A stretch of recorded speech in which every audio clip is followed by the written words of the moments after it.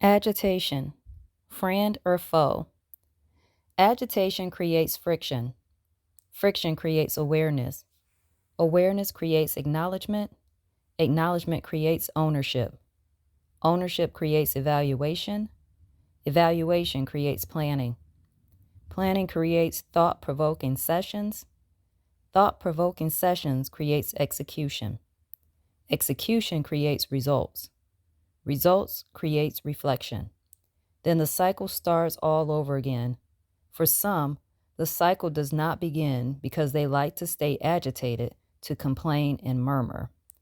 Be the person who understands the purpose of agitation and use it to travel on a journey of self-improvement and growth.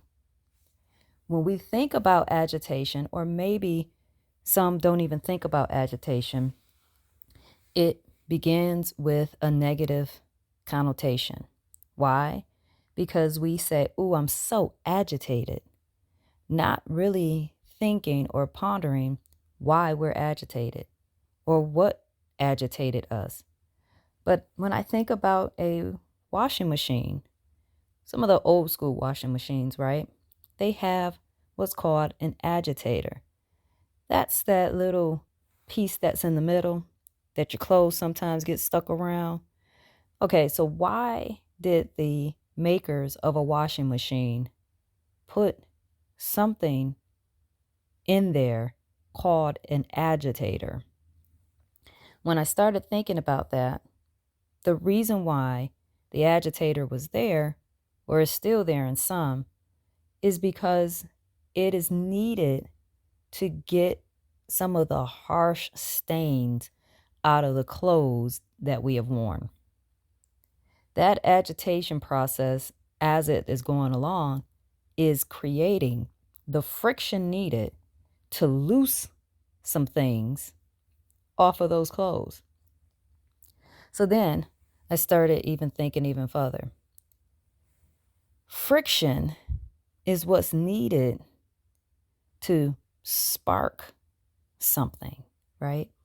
So when you strike a match, for those of you who've ever did strike a match, when you place that match against the area, you have to move in a motion in which you're striking it against something, right? Creating the friction between the two parts in order for it to spark the flame.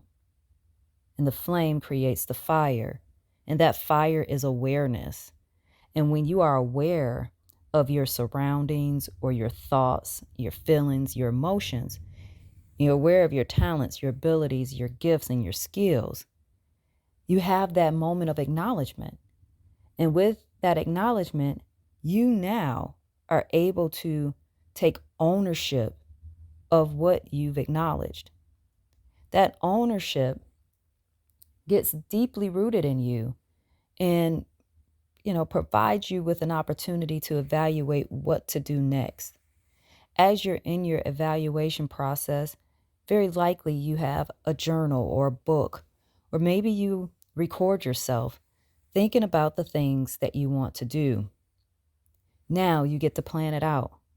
You get to take the steps or create the steps to what you want to do next, where you see yourself, what things you want to do. That creates those thought-provoking sessions. Those sessions for me, it includes so many different things. It includes a easel with a board that I write on. It includes a notepad where I just doodle and draw things. It includes sessions where I'm talking to people about their talents, abilities, gifts, and skills, their goals, their visions, what they want to do. It also includes reading other things that spark creativity in my mind. And then it's time for execution. I want to start putting in motion those things that I wrote down. I want to start seeing some fruits of my labor. They don't have to be large fruits. The small fruits are really, really impressive if you take the opportunity to look at them. What I like is a bunch of small fruits because the quantity in those small fruits means that I have an opportunity to continue to grow those fruits. And I don't have to try to do them all at once, but I at least know what I have inside my fruit basket. Okay, now I've executed. Now I'm seeing results.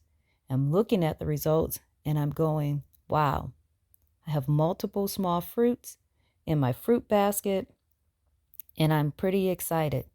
Oh, and by the way, I have some seeds that I have planted.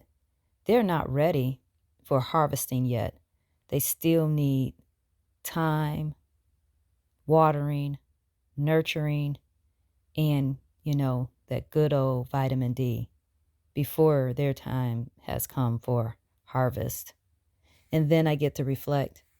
I get to reflect on all of the steps that brought me here to this very moment. I was agitated, that created friction, that prompted my awareness. I had to get into my acknowledgement phase. Then I was able to take ownership, let it take root. I evaluated some things. I started planning, had some thought provoking sessions, created my execution, executed, probably not flawlessly on all of them, but at least I executed, got the results, and we continue to reflect. See, for me, it's okay to have some agitation as long as I know how to direct the feelings and emotions that's associated with that agitation. Do I always respond positively when I receive agitation?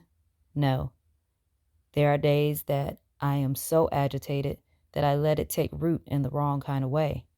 I let it root itself in negativity, and then it stews and sits inside my body, causing me to be anxious and tension and frustrated. But when I take the time to say, why was I agitated and what can I do differently, that agitation turns into a positive. It causes the necessary friction needed for me to start my cycle all over again. So I hope today, as you are listening to this message, understand that you will have moments of agitation.